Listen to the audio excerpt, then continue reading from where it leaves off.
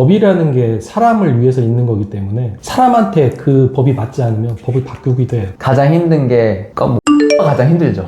제가 그때 하고 있던 모든 사건을 다 지더라도 그 사건은 이기고 싶었어. 너무 억울했기 때문에. 그 변호사라는 직업의 만족도를 몇 점 정도가 될까요? 저는 모든 사정을 종합해도 만족도는 이상은 되는 것 같아요. 그 지역에서 한 5분 정도의 돌아가시는 분들이 나왔고, 그러면서 전시사기 특별법을 만들어주고, 그래서 그런 과정 만들어냈다는 게 가장 보람스러운 일 같습니다.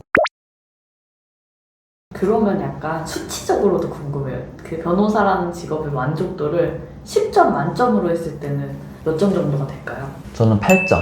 8점. 네. 높은 점수. 근데 8점? 전 만족도는 8점. 근데 약간 힘들긴 되게 힘든 것 같아요. 너무 스트레스가 너무 많아요.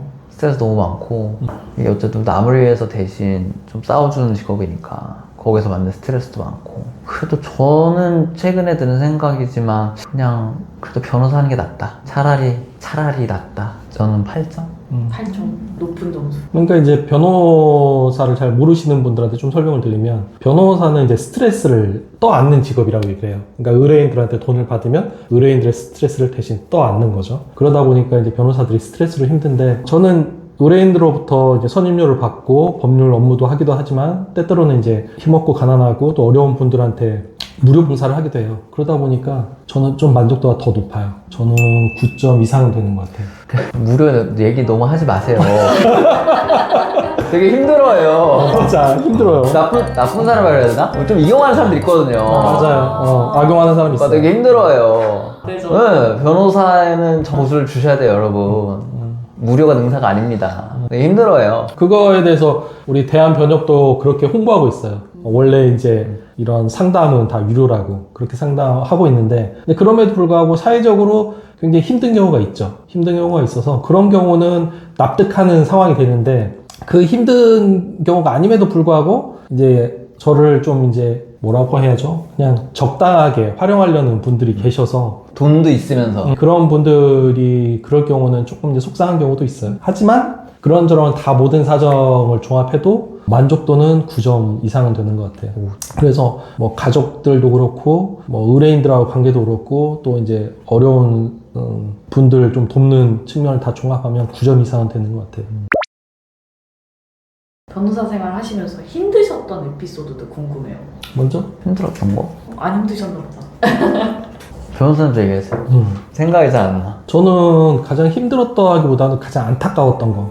가장 안타까웠던 게, 예전에 억울한 성범죄 사건이 하나 있었어요. 억울한 성범죄 사건이 있었고, 제가 그때 하고 있던 모든 사건을 다 지더라도 그 사건은 이기고 싶었어. 너무 억울했기 때문에. 그런데 이제 여러 가지 이제 사회적 분위기도 있고 여러 가지 억울한 점들이 겹치고 겹쳐가지고 결국 이제 그 친구가 유죄 판결을 받은 적이 있어요. 유죄 판결을 받은 적이 있고, 정말 그 재판을 하기 위해서 거의 1년 이상 몰두를 했었는데, 그 재판에서 결국 그 친구가 유죄 판결이 선고되고 억울하게 형사처벌을 당하는 걸 보면서 정말 그때 마음 아팠어요. 근데 이제 그와 관련해서 특히 이제 그렇게 된 게 과거에 또 억울한 피해자들이 굉장히 많았기 때문에 그에 대한 반작용으로 또 이제 이건 억울한 또 남성 피해자도 생긴다라고 생각을 하는데, 이와 관련해서 저는 요즘 이제 뭐 젠더 얘기 많이 얘기하고 성인지 감수성 얘기 많이 하는데, 좀 이렇게 서로 다른 입장을 가지고 좀 얘기를 하면 좋을 것 같아요. 근데 지금 20대, 특히 30대 층에서 그런 부분에서 원활하게 대화가 되지 않는 부분이 좀 많이 걱정되고 그렇습니다. 굳이 뭐 그걸 걱정하실 필요가, 생긴 대로 사는 건데 맨날 좀 이런 걸로 막 걱정하세요. 굳이 그걸 왜 걱정해야 될 다 문제야. 같이 화합했으면 하는 뭐 다 같이 화합할 수가 있나? 사는 게 사실 뭐 그냥 생긴 대로 사는 거지. 좀 받아들여야 되는 것 같은데, 어쨌든 뭐 그런 거. 저도 약간 생각해보니까, 변호사님 말씀한 거 생각해보니까 가장 힘든 게, 그러니까 뭐 패소가 가장 힘들죠. 패소의 순간은 항상 꾸준히 있기 때문에 그게 사실 제일 힘든 것 같아요. 이게 좀 시간이 지나면 좀 무뎌지긴 하거든요. 처음의 충격보다는. 그래도 이게, 왜냐면은 이렇게 내가 소송을 하다 보면은 좀 진짜 몰입이 되거든요. 어떤 사건이든지. 정말 우리 말이 맞는 것 같은데. 근데 판사님이 내 손을 들어주지 않을 때 정말 상처가 크죠. 화나고. 그래서 뭐 예를 들어서 뭐 그래도 1심이면은 항소해야지. 그런데 2심, 3심에서 지면은 뭐 사실 쉽지 않거든요. 그럴 때마다 약간 좀 내가 뭐가 모자란가 약간 생각하게 되고 맞아요. 이거 공감해요, 저도. 이게 좀 패소가 사실 변호사들은 되게 힘든 것 같아. 근데 그게 좀 쉽지 않은 것 같아. 이게 변호사가 열심히 안 해서 그렇다 그런 건 아닌 것 같거든요. 아까 변호사님 얘기했듯이 진짜 이게 뭐 흐름이 있거든요. 사회적 흐름이 네. 있어요. 이게 쉽지 않은 것 같아가지고 어쨌든 뭐 패소가 제일 힘들고 없었으면 좋겠다. 그러니까 이제 조금 좀 구체적으로 설명을 드리면 민사소송에서는 착수금을 받으면 그걸로 사무실을 운영을 합니다. 근데 이제 승소를 하면 성공보수라는 걸 받을 수가 있어요. 그럼 이제 성공보수를 받으면 거기서 이제 경제적인 부를 늘리는 거죠. 늘리는데 만약에 이제 패소하게 되면 패소가 잦아지면 점점 더 이제 사정이 어려워지는 거고, 그리고 이제 특히나 조금 전에 얘기한 것처럼 그 의뢰인과 이제 정서적인 동일성이 생기기 시작하면 막 마음도 아파요. 그게 너무나 마음이 아픈 거고.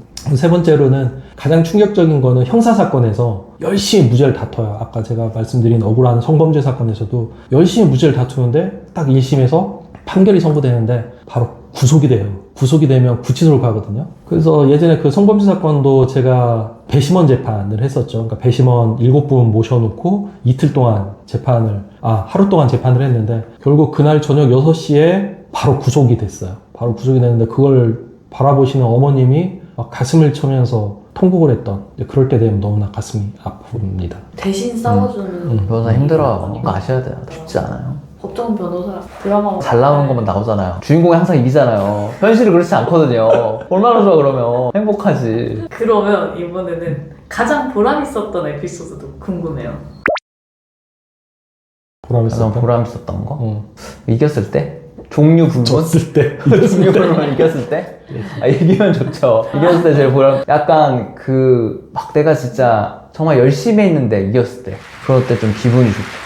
뭔가 약간 내 말이 내가 주장했던 것들 그러게 약간 타당했구나, 열심히 해서 그래서 성과가 좋았구나, 약간 이겼을 때가 제일 좋죠. 저는 지난 2년간 제가 전세사기 피해자들을 좀 지원하고 다녔는데, 맨 처음에 전세사기가 딱 터졌을 때 맨 처음에 주변 변호사들의 반응은 그거였어요. 이거 어쩔 수 없다. 이거 그냥 뭐 민사로 해결할 수밖에 없는데, 민사로 해결하게 되면 이미 그 사람이 다 돈을 날렸기 때문에 방법은 없고, 형사적으로는 범죄 피해자 구조법이라고 있는데, 한국의 범죄 피해자 구조법은 생명과 신체에 문제만 생겼을 때 피해 구제를 할 뿐이지 재산상의 문제가 있었을 때 피해 구제를 안 해줘요. 그래서 변호사들이 이거 구제하기도 어렵고 또 사기로 인정받기도 어렵다라고 얘기할 때, 그때 전세사기에 위원회가 만들어졌고 거기 위원장하고 10명 정도의 몇 분들이 굉장히 열심히 하셨어요. 그 지역에서 한 5분 정도의 돌아가시는 분들이 다 나왔고, 근데 이제 그 순간 그분들한테 돈을 받지 않아도 이분들을 도와야 된다는 생각을 했고, 결국 그분들을 도와서 희생자가 계속 나오는 걸 막았죠. 그러면서 전세사기 특별법을 만들어지고, 지난 2년간 그 과정을 통해서 전세사기 피해자 대책위원회가 전국적으로 지금 퍼져 있거든요. 그래서 그런 과정, 이 변호사라는 직업을 통해서 만들어냈다는 게 되게 가장 보람스러운 일 같습니다. 법을 바꾸기도 하시는 거예요. 저희는, 그러니까 이제 저희가 재판을 할 때는 있는 법을 가지고 판단을 하지만, 법이라는 게 사람을 위해서 있는 거기 때문에 사람한테 그 법이 맞지 않으면 법을 바꾸기도 해요. 그게 이제 입법 과정이죠. 그래서 이제 저희 같은 전문가들이 현재 법에 이런 문제가 있다라고 하면 국회에 가가지고 국회의원들 통해서 이런 법이 추가로 필요하다라고 해서 법을 새로 만들기도 하고 서로 법을 바꾸기도 하고 그렇습니다. 근데 이렇게 길게 얘기해도 되는 거예요? 아니 약간 나도 옆에 있는 나도 긴데 잠깐. 약간 정진주를 놓게 되는데 이렇게 해도 되는 거예요 원래? 짧게 해야 돼, 짧게. 이걸 원하시나요? 짧게. PD님의 의견을. 네. 아니 뭐 다 맞는 얘기 하셨는데 뭐 이렇게 길게 해야 되나? 이게 재미있을까? 알았어, 짧게. 10만 유튜브가 될 수 있을까? 양념을 잘 조절해 주시는 것 같아요. 구독과 좋아요, 알림 설정 꼭 부탁드립니다. 퇴근길 변호사의 김태근 변호사입니다.